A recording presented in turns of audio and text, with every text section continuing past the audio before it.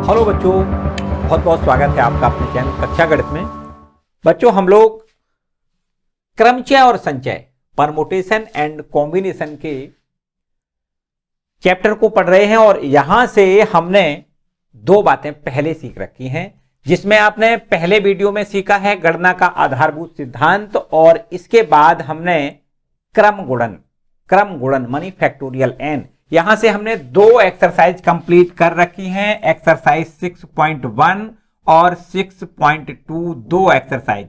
यहां पर 6.1 एक्सरसाइज जो है वो गणना का आधारभूत सिद्धांत पर आधारित पूरी एक्सरसाइज है, और दूसरी एक्सरसाइज जो है वो क्रम गुणन, जैसे n का क्रम गुणन फैक्टोरियल n से प्रदर्शित किया जाता है, और फैक्टोरियल n बराबर होता है n, n-1, n-2, और ये घटते हुए क्रम में कहां तक पहुंचते हैं? 1 तक। यहां 2, यहां 3, इस प्रकार से।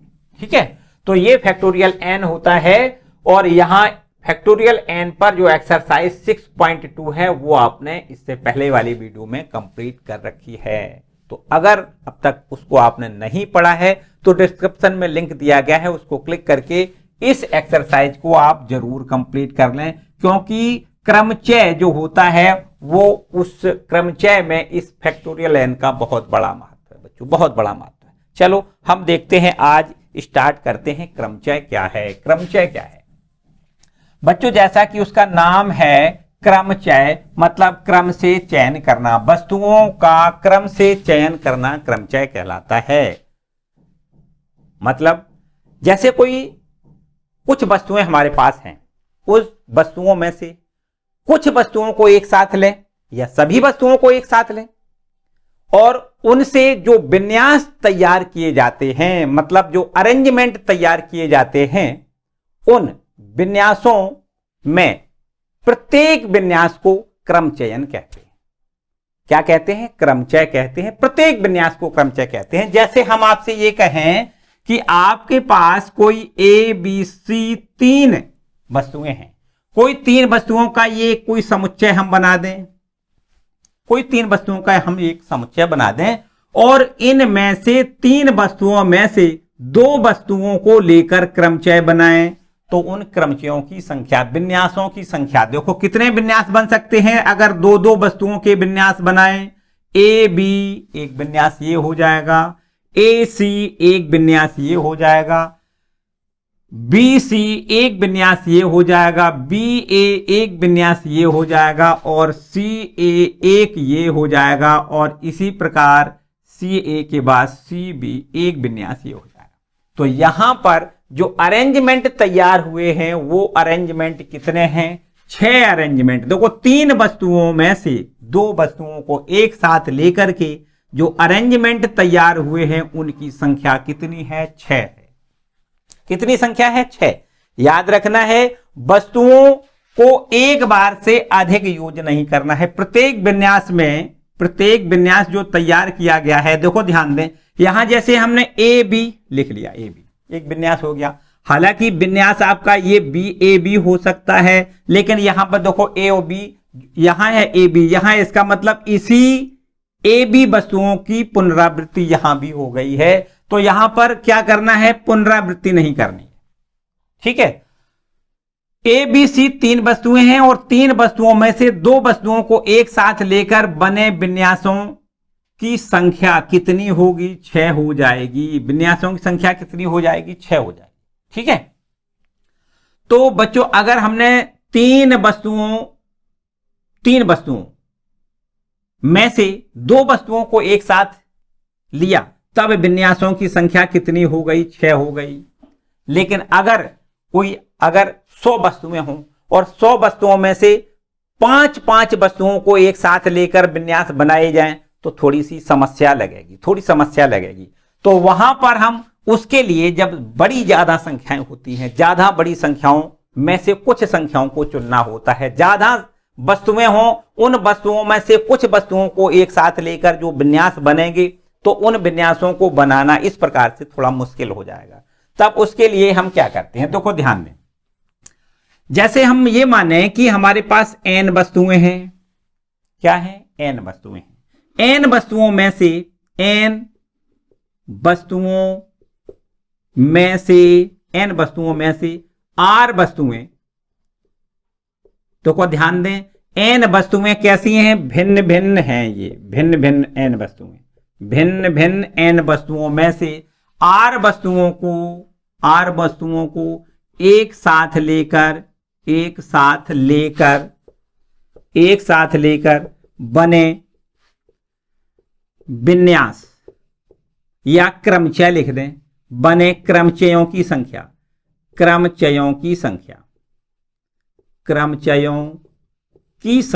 कैसे ज्ञात करोगे, क्रमचयों की संख्या बराबर NPR से प्रदर्शित होती है, NPR से प्रदर्शित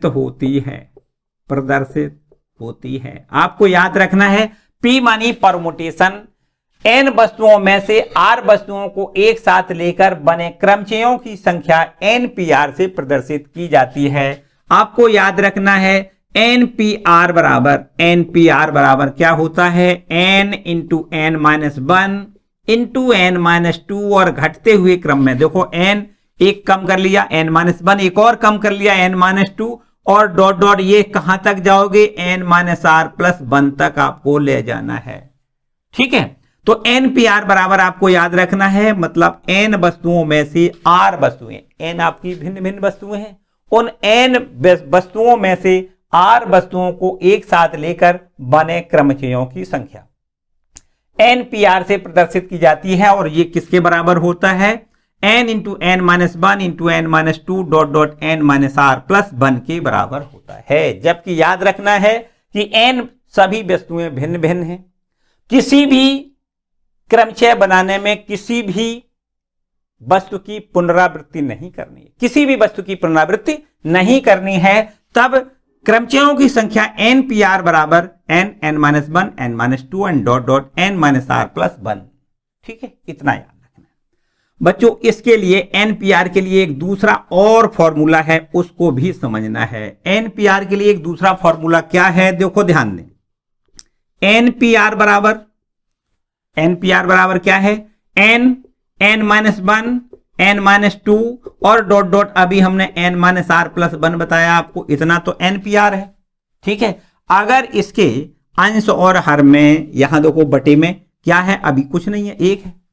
अगर इसके अंश और हर में यहां पर n minus r into n minus r minus 1 into dot dot घटाते हुए 1 तक ले जाओ, यहां 2 होगा, यहां 3 होगा, इतनी राशि का देखो हमने ऊपर गुणा कर दिया, और बिल्कुल जस्ट इतनी ही राशि का हम नीचे गुणा कर दें, n minus r into n minus r plus 1 into dot dot 3 into 2 into 1, इसका देखो हमने ऊपर नीचे गुणा कर दिया। तो जब ऊपर हमने गुणा कर दिया तो देखो ऊपर क्या बन गया, देखो ध्यान दें, ये ऊपर जो बन गया वो फैक्टोरियल n के बराबर है। हमने बताया कि जो फैक्टोरियल n होता है वो क्या होता है, फैक्टोरियल n बराबर होता है n माइनस 1 n माइनस 2 और डॉट डॉट कहां तक, 1 तक, ये 2 होगा, यहां 3 होगा, और यहां पर बढ़ता हुआ क्रम है, इधर घटता हुआ। तो बिल्कुल जस्ट देखो आपको यही बात यहां दिख रही है, n माइनस 1 n माइनस 2 घटते हुए जाओगे, और यहां देखो 1, यहां 2, यहां 3, इधर बढ़ता हुआ क्रम है, इधर घटता हुआ क्रम है। तो आप बड़े आराम से इसको फैक्टोरियल n लिख सकते हो, फैक्टोरियल n। जबकि नीचे देखो ध्यान दें, n माइनस r एक और कम कर दिया, n माइनस r, देखो ध्यान दें, n माइनस r, सॉरी यहां माइनस 1 है ना, n माइनस r माइनस 1, तो n माइनस r माइनस 1, यहां पर देखो इससे एक कम माइनस 1 है ना, n माइनस r, और यहां n माइनस r माइनस 1। यहां आगे का अगर लिखना है तो गुणनखंड मिलेगा n माइनस r माइनस 2। इसी प्रकार घटते हुए जाओगे तो यहां पर अंत में 1 मिलेगा, इधर आओगे 2, 3। तो अब इसको क्या कह सकते हो, इसको हम फैक्टोरियल n माइनस r कह सकते हैं। क्या कह सकते हैं, फैक्टोरियल n माइनस r। देखो ध्यान दें, इस प्रकार से याद रखना है आपको। यहां देखो n है, फिर कम किया 1, फिर एक और कम करते करते 1 तक पहुंचे, तब हमने इसको फैक्टोरियल n लिखा है। यहां देखिए n माइनस आर है, फिर एक और गुणन एक कम किया, इसमें से एक और कम करते करते एक तक पहुंच गए। तो 1 2 3 इधर बढ़ता हुआ क्रम, इधर घटता हुआ क्रम, तो इसको क्या लिखना है? फैक्टोरियल n माइनस आर लिखना है। देखिए आपके पास एक फॉर्मूला बन गया कि n वस्तुओं में से r वस्तुओं को एक साथ लेकर बने क्रमचयों की संख्या npr से प्रदर्शित की जाती है, और npr बराबर होता है factorial n upon factorial n minus r होता है। याद रखना है, जबकि आपको क्या याद रखना है कि जो n, ये r जो है ना, r वो कितना होता है? 0 से बड़ा होता है, और n भी हो सकता है या n से छोटा होगा, मतलब बड़ा कतई नहीं होगा। इसको भी आपको याद रखना है। r कितना होता है? 0 से n तक हो सकता है। ठीक है, तो इस प्रकार से आपको npr के लिए एक फॉर्मूला मिल गया बच्चों। ठीक है, n वस्तुओं में से r वस्तुओं को एक साथ लेकर बने क्रमचयों की संख्या npr बराबर factorial n upon factorial n minus r. ठीक है, जबकि किसी भी, जैसे n वस्तुएं है ना, तो किसी भी वस्तु की क्रमचय बनाने में किसी भी वस्तु की पुनरावृत्ति नहीं की जानी है, तब क्रमचयों की संख्या इतनी होगी। ठीक है, इतनी बात देखो समझ में आई। इसके बाद एक बात आगे की समझनी है आपको। चलो इसको पहले नोट करें, इसको नोट करें।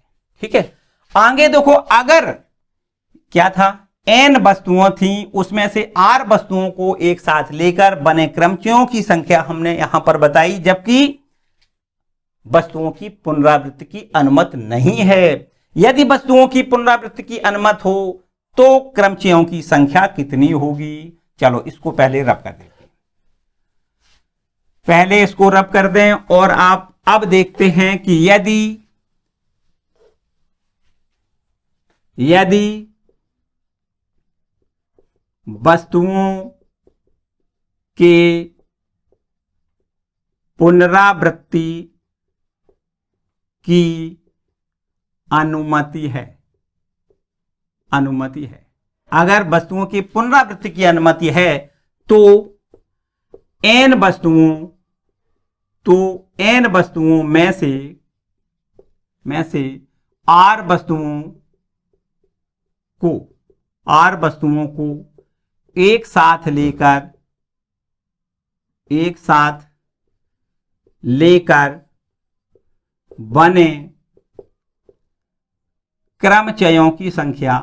बने क्रमचयों की संख्या बराबर आपको याद रखनी है n की पावर r होता है। क्या होता है? n की पावर r होता है। देखो यहां पर एक इसका एग्जाम्पल भी समझ लो, एक एग्जाम्पल जरूर समझ लें। n वस्तुओं में से, देखो ध्यान दें, n वस्तुएं हैं, लेकिन उसमें से r वस्तुओं को एक साथ लेना है। याद रखना है कि वस्तुओं की पुनरावृत्ति की अनुमति है, तो क्रमचयों की संख्या कैसे निकालते हैं? n की पावर r। देखो एक बात समझ लो, आपके पास एक प्रश्न आता है कि यदि आपके पास 4 लेटर हैं, कितने लेटर? 4। इन 4 लेटरों को पोस्ट करना है, और आपके किसी कस्बे में 5 लेटर बॉक्स है। ये कितने लेटर बॉक्स हैं? 5 लेटर बॉक्स। 5 लेटर बॉक्स हैं, और 5 लेटर बॉक्स से हमें क्या करना है? इन 4 लेटरों को पोस्ट करना है, 4 लेटरों को भेजना है किसी दूसरे के पास। तो यहां क्या करते हैं? पहले लेटर को इस डिब्बे में डाल सकते हो, या इस डिब्बे में डाल सकते हो, या इस डिब्बे में डाल सकते हो, या इस डिब्बे में डाल सकते हो, या इस डिब्बे में डाल के पोस्ट कर सकते हो। मतलब पहला लेटर 5 प्रकार से पोस्ट किया जा सकता है। इसके बाद वही बात कि यहां पर लिखा है वस्तुओं की पुनरावृत्ति की अनुमति है, तो दूसरे लेटर को भी जस्ट उसी प्रकार से, यहां दूसरे लेटर को भी यहां पर पहले बॉक्स में डाल सकते हो, या दूसरे बॉक्स में डाल सकते हो, या तीसरे में, या चौथे में, या 5वें में डाल सकते हो। तो यहां दूसरा लेटर भी 5 प्रकार से पोस्ट किया जा सकता है। तीसरा लेटर भी देखो 5 प्रकार से पोस्ट किया जा सकता है, तीसरा लेटर भी 5 प्रकार से पोस्ट किया जा सकता है। और बिल्कुल ठीक इसी प्रकार से चौथा लेटर जो है वो भी 5 प्रकार से पोस्ट किया जा सकता है। तो इसका मतलब गणना के आधारभूत सिद्धांत से हम कह सकते हैं कि जो 4 लेटर हैं उनको कितने प्रकार से पोस्ट कर सकते हैं, 5 की पावर 4। देखो 5 इंटू 5 इंटू 5 इंटू 5 मतलब 5 की पावर 4 प्रकार से पोस्ट कर सकते हैं n की पावर r। चाहे देखो ऐसे समझ सकते हो या ऐसे समझ सकते हो, ठीक है। अगर 5 लेटर बॉक्स हैं और 4 लेटरों को कितनी प्रकार से पोस्ट किया जा सकता है, आपसे कोई पूछता है तो आपको लिखना है कितनी प्रकार से पोस्ट कर सकते हो। 4 लेटरों को 5 लेटर बॉक्स में डाल के हमें पोस्ट करना है। कितनी प्रकार से पोस्ट कर सकते हो, 5 की पावर n, 5 की पावर r का मतलब 4 लेटर बॉक्स हैं। तो यहां पर 5 की पावर 4 मतलब यहां पर हम क्या लिख सकते हैं, 5 पंचे 25 पंचे 125 पंचे 625। 625 तरीकों से उन लेटरों को हम पोस्ट कर सकते हैं, ठीक है। यहां पर इस प्रकार से प्रश्न आपका आ सकता है। चलिए बच्चों आगे बढ़ते हैं। अब आपको कुछ और बातें समझनी है। देखिए अगर आपके पास कोई n वस्तुएं हैं, क्या है, n वस्तुएं हैं। n वस्तुओं में से मान लेते हैं कि p वस्तुएं एक प्रकार की हैं, एक प्रकार की n वस्तुएं हैं।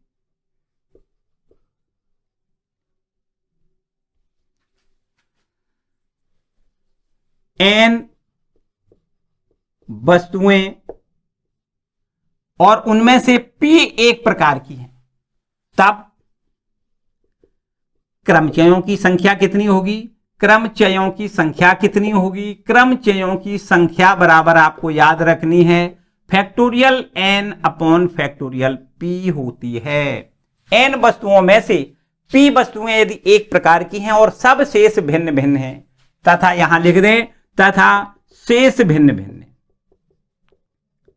शेष भिन्न भिन्न है। p वस्तुएं एक प्रकार की हैं और शेष भिन्न भिन्न हैं, तब क्रमचयों की संख्या factorial n upon factorial p से प्रदर्शित होती है। याद रखना है। देखो और एक बात याद रखना, यदि n वस्तुओं में से p वस्तुएं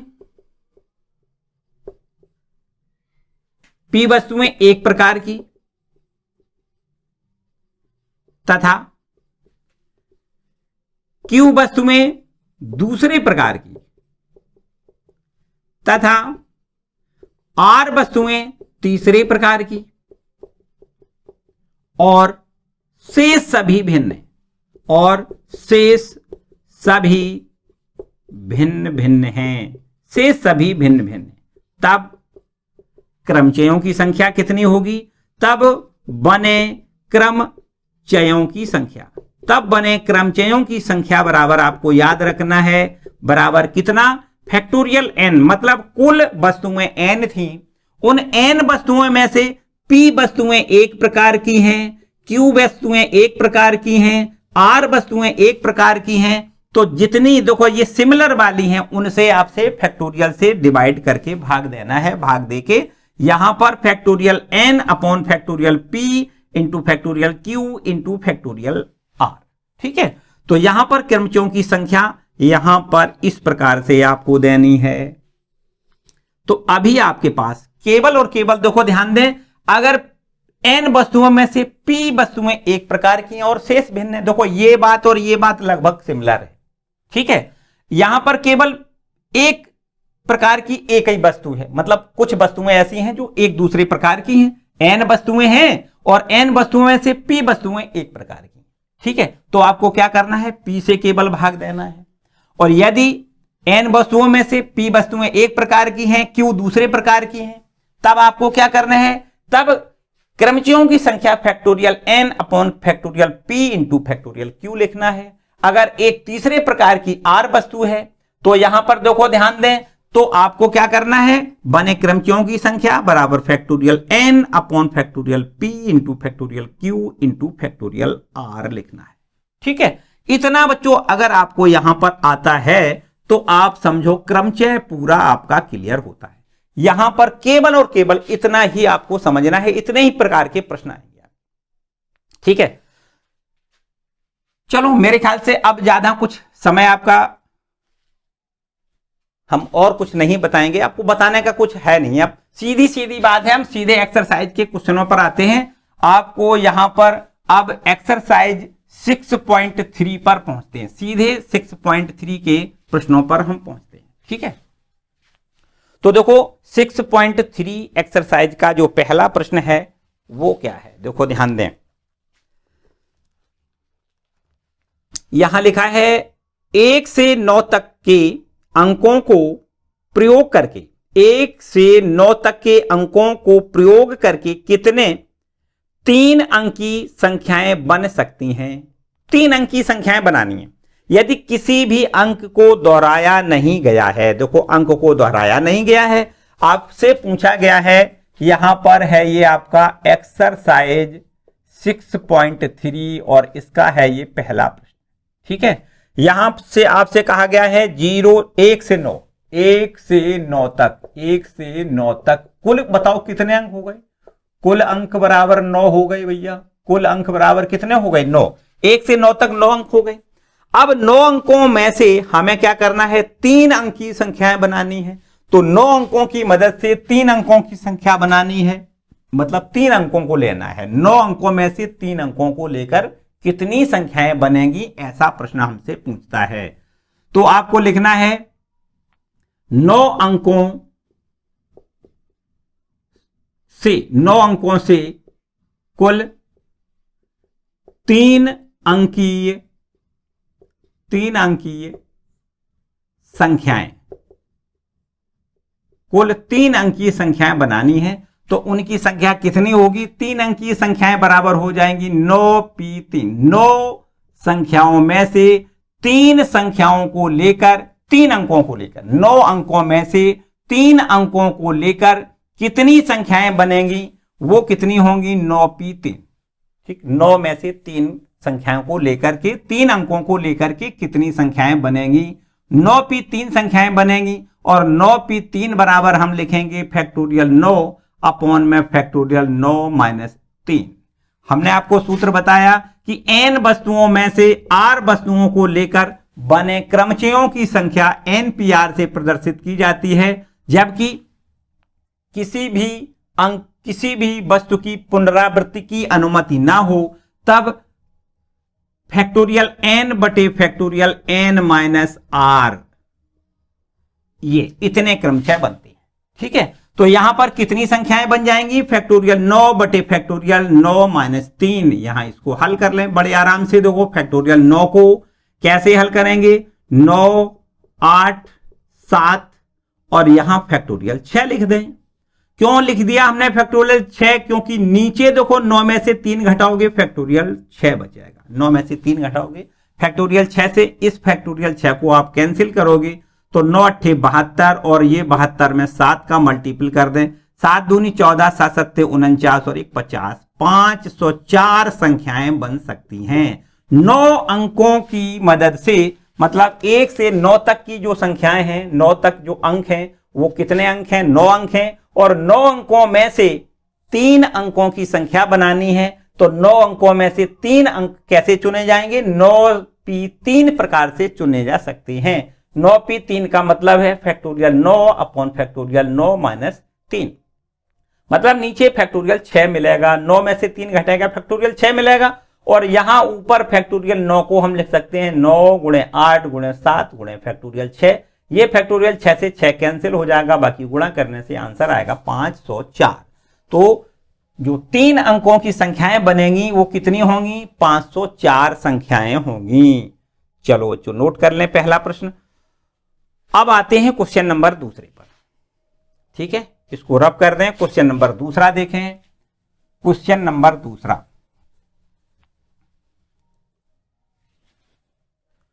देखो दूसरा प्रश्न क्या है, लिखा है किसी भी अंक को दोहराए बिना कितनी 4 अंकीय संख्याएं होती हैं। 4 अंकीय संख्याएं बनानी है, किसी भी अंक को दोहराना नहीं है। तो बच्चों अंक तो आपको पता है 0, 1, 2, 0 भी अंक होता है। आपको यहां पर देखो समझना है 0, 1, 2, 3, 4, 5, 6, 7, 8 और ये 9 अंक हो गए। कुल मिला के अंकों की संख्या अगर गिनती गिनो तो 10 हो गई। देखो 1, 2, 3, 4, 5, 6, 7, 8, 9, 10 अंक हो गए। जीरो सहित कुल अंक कितने होते हैं? 10 अंक होते हैं, आपको पता होना चाहिए। और इस 10 अंकों से 4 अंक की संख्याएं बनानी है। बच्चों बहुत ध्यान से समझना है, इस प्रश्न को बड़े ध्यान से समझना है। देखो ध्यान दें, 4 अंकों की संख्याएं बनानी है। यहां पर ये स्थान पहला है, इसको क्या कहोगे? इकाई का स्थान। ये दहाई का, देखो ये इकाई का स्थान है, ये दहाई का स्थान है, ये सैकड़े का स्थान है और ये हजार का स्थान है, हजार का स्थान। ठीक, इसको हम अगर पहला नंबर दे दें, इसको दूसरा नंबर दे दें और ये इसको तीसरा नंबर दे दें, यहां पर इसको चौथा नंबर दे दें। इस पहले स्थान को, जो हजार वाला स्थान है, कितनी प्रकार से भर सकते हो? यहां पर इसको अगर देखो ध्यान दें, इसको हम 9 से भी भर सकते हैं या 8 से भर सकते हैं या 7 से या 6 से या 5 से या 4 से या 3 से या 2 से या 1 से, लेकिन 0 से नहीं। क्योंकि अगर ये स्थान 0 से भर जाएगा तो अब ये संख्या केवल 3 अंकों की रह जाएगी। कितने अंकों की रह जाएगी? 3 अंकों की। अगर ये पहला 0 यहां पर हम अगर भर दें, यहां पर पहले स्थान पर 0 भर दें, तो अब ये संख्या 4 अंकों की नहीं बल्कि 3 अंकों की रह जाएगी। इसलिए यहां पर 0 नहीं भरना है। क्या करना है? यहां पर 0 के अतिरिक्त केवल 9 संख्याएं हैं, तो इस पहले वाले स्थान को 9 प्रकार से भर सकते हो। देखो यहां लिखो, पहला स्थान 9 प्रकार से, पहला स्थान 9 प्रकार से भरा जा सकता है, भरा जा सकता है। पहला स्थान 9 प्रकार से भरा जा सकता है। दूसरा स्थान भी देखो ध्यान दें, दूसरा स्थान भी 9 प्रकार से भर सकते हो, क्योंकि जो हमने यहां पर अंक भर दिया है उसको अब पुनरावृत्ति नहीं करनी है, लेकिन 0 तो यहां लिख सकते हो। अगर हम ये मानते हैं कि यहां पर हमने एक अंक कोई लिख लिया, मान लेते हैं कि 9 लिख लिया, क्या लिख लिया? 9। अब भैया 9 का यहां पुनरावृत्ति तो करनी नहीं है, प्रश्न में कह दिया गया है अंक की पुनरावृत्ति नहीं करनी है, तो 9 को हमें यहां अब आगे वाले इन स्थानों पर नहीं यूज करना है। लेकिन 0 तो कर सकते हो, 0 कर सकते हो, 1, 2, 3, 4, 5, 6, 7, 8 कुछ भी कर सकते हो, 9 नहीं करना है। तो इसका मतलब ये सैकड़े वाला स्थान भी 9 प्रकार से भर सकते हैं। इसके बाद देखो ध्यान दें, 2 हमने अंक ले लिए, एक अंक यहां भर गया, एक अंक यहां भर गया। अब कितने अंक बचे? अब केवल और केवल 8 अंक बचे। तो यहां पर तीसरा जो ये खाना है, ये 8 प्रकार से, मतलब दहाई का स्थान 8 प्रकार से भर सकते हैं। और फिर इसके बाद अब 3 अंक यूज हो गए, तो चौथा स्थान केवल 7 प्रकार से भर सकते हैं। ठीक है, कितने प्रकार से भर सकते हैं? यहां पर पहला, दूसरा, 3 अंक यूज हो चुके हैं। 10 में से 3 घटाओगे 7 बचेगा, तो 7 अंक जो बचे हैं उसको यहां भर के कितने प्रकार से भर सकते हो? 7 प्रकार से। ठीक है, केवल 7 अंक बचे हैं, उन 7 अंकों को यहां पर 7 प्रकार से भरा जा सकता है। तो आपको लिखना है पहला स्थान 9 प्रकार से भर सकते हैं, दूसरा स्थान भी 9 प्रकार से भरा जा सकता है, भरा जा सकता है। तथा तीसरा स्थान 8 प्रकार से व चौथा स्थान 7 प्रकार से भरा जा सकता है। तब गणना के आधारभूत सिद्धांत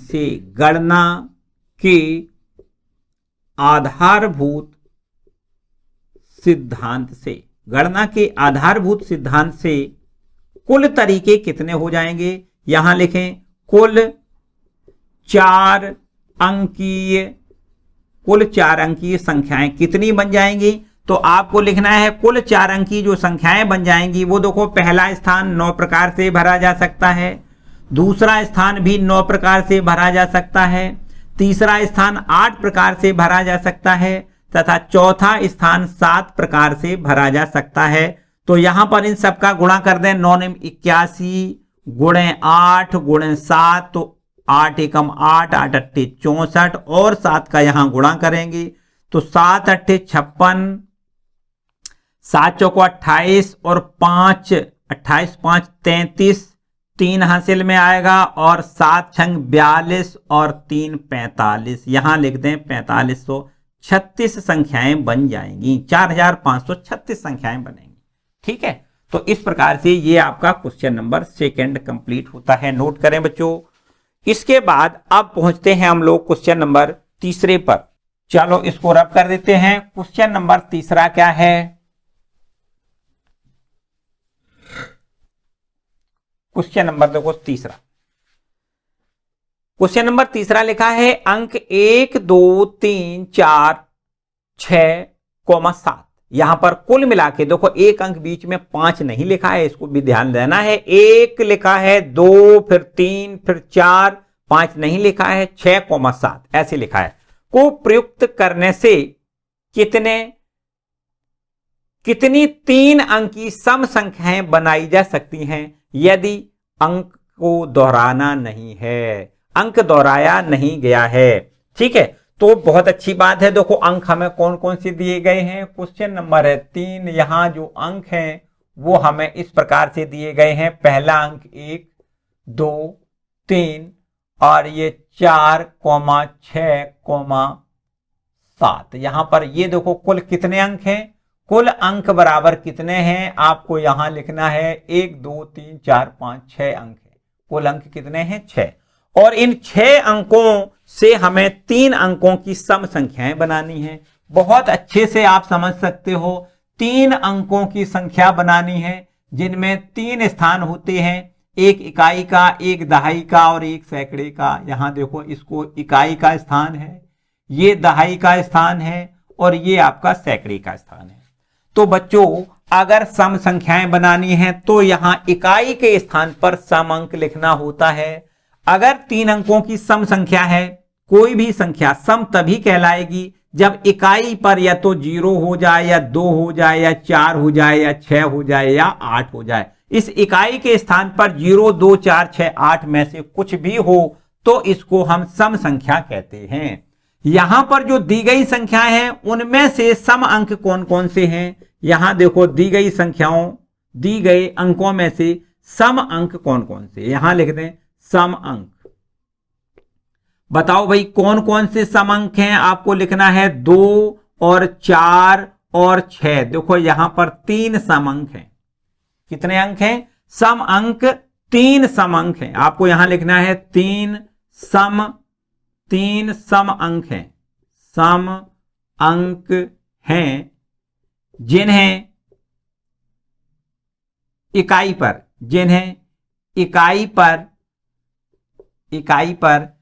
3 प्रकार से भर सकते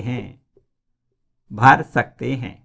ये इकाई वाला स्थान कितने प्रकार से भरा जा सकता है? 3 प्रकार से, क्योंकि या तो 2 से भरा जाएगा या 4 से भरा जाएगा या 6 से भरा जाएगा। तो इकाई का स्थान 3 प्रकार से भरा जा सकता है। इसके बाद देखो इसको यहां पर अब जब एक अंक यहां भर गया है तो अब शेष 5 अंक बचे हैं। यहां पर इस स्थान को 5 प्रकार से भरा जा सकता है। अब अंक केवल 4 बचे हैं, इस स्थान को 4 प्रकार से भरा जा सकता है। तो अब निश्चित रूप से गणना के आधारभूत सिद्धांत से जो संख्याएं बनेंगी, 3 अंकी सम संख्याएं बनेंगी। 3 अंकी सम संख्याएं बनेंगी, वो कितनी होंगी? 4 गुणे 5 गुणे 3, या ऐसे कह लें 3 गुणे 5 गुणे 4, एक ही बात है, कोई समस्या नहीं। गणना के आधारभूत सिद्धांत से कुल संख्याएं 3 गुणे 5 गुणे 4 गुणा करके लिख देंगे। ठीक है, तो यहां पर आपको लिखना है इकाई का स्थान 3 प्रकार से भर सकते हो। यहां लिखें दहाई का स्थान,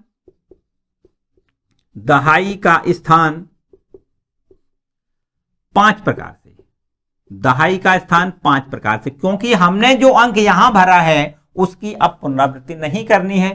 केवल बचे 5 अंक, 5 अंक में से किसी भी अंक से इस स्थान को भरा जा सकता है। या 1 से या 2 से या 3 से या 4 से, या मतलब एक अंक केवल जो यहां भर चुका है उसको छोड़ दें, बाकी किसी भी अंक से आप इसको भर सकते हो।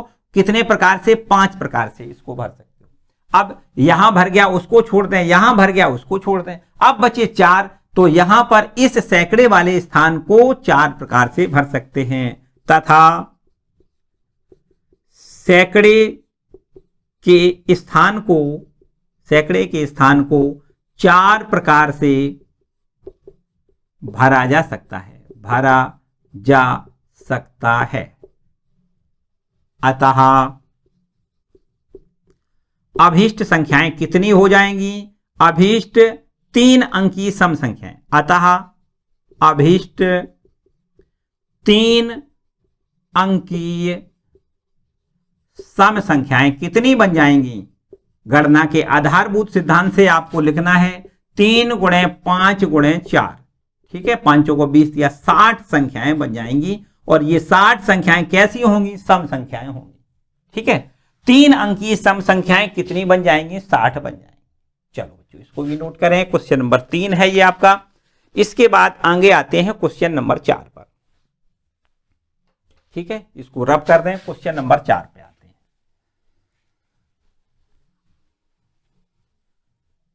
चलो आते हैं क्वेश्चन नंबर 4 पर। भैया क्या लिखा है? भैया इसमें भी कुछ इसी प्रकार से है जो आपका क्वेश्चन नंबर 3 है, लगभग मिलता जुलता है। इसमें लिखा है अंक 1, 2, 3, 4, 5 के उपयोग द्वारा कितनी 4 अंकीय सम संख्याएं बनानी है? 4 अंकीय संख्याएं बनानी, सम नहीं, 4 अंकीय संख्याएं बनानी है यदि कोई भी अंक दोहराया नहीं गया है। इनमें से कितनी सम संख्याएं बनेंगी ये भी पूछा गया, ये बाद की बात है। तो पहले कुल मिला के कितनी संख्याएं बनेंगी? देखो अंक कौन कौन से दिए गए हैं यहां पर। ये है क्वेश्चन नंबर 4। अंक हमें पहला 1 अंक दिया है, 1, फिर 2, 3, 4, 5, कुल 5 अंक, कुल 5 अंक हैं। और इन 5 अंकों की मदद से हमें बनानी है 4 अंकों की संख्या। 5 अंकों से कुल 4 अंकीय संख्याएं बनानी है। अतः अभीष्ट संख्याएं कितनी हो जाएंगी? अभीष्ट संख्याएं जो 4 अंकों की संख्याएं होंगी वो कितनी हो जाएंगी? 5p4 लिख सकते हो। कितनी? 5 अंकों की मदद से 4 अंकीय संख्याएं बनानी है, तो कितनी बनेगी? 5p4 बनेगी। यहां बड़े आराम से आप समझ सकते हो, फैक्टोरियल 5 और बटे में फैक्टोरियल 5 - 4। देखो अभी आपने गणना का आधारभूत सिद्धांत समझा, उसमें भी वही बात है, बिल्कुल सिमिलर बात है। जो ये है वही गणना के आधारभूत सिद्धांत में अभी बताएंगे आपको। देखो यहां पर फैक्टोरियल 5 और फैक्टोरियल 5 को हम लिखेंगे 5 × 4 × 3 × 2 × 1। और यहां भी देखो फैक्टोरियल 1 का मान 1 ही होता है। 5 में से 4 घटेगा 1 मिलेगा, तो फैक्टोरियल 1 को हम 1 ही लिखेंगे। यहां इनका गुणा कर दें, 5 को 20 या 60 दूनी 120 संख्याएं बनेंगी। कितनी संख्याएं बनेंगी? 120। देखो गणना का जो आधारभूत सिद्धांत है वो भी बिल्कुल सिमिलर यही है। देखो अभी हम यहां पर इस प्रकार से आपको समझाएंगे कि आप बिल्कुल एकदम सीधी सीधी बात समझ में आएगी। 4 अंक की संख्याएं बनानी है, 5 अंक हैं, उनमें से पहला स्थान 5 प्रकार से भरा जा सकता है। इकाई का स्थान मान लो 5 प्रकार से भरा जा सकता है।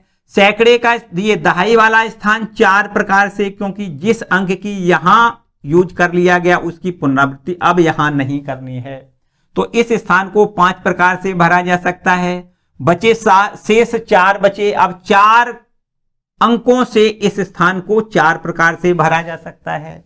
अब यहां पर 2 अंक यूज हो चुके हैं, इस तीसरे स्थान को 3 प्रकार से भरा जा सकता है। 3 ही अंक तो बचे, 5 में से 2 तो यहां भर गए, 3 बचे, तो इस स्थान को 3 प्रकार से भरा जा सकता है। तथा ये चौथा स्थान जो है उसको 2 प्रकार से भरा जा सकता है।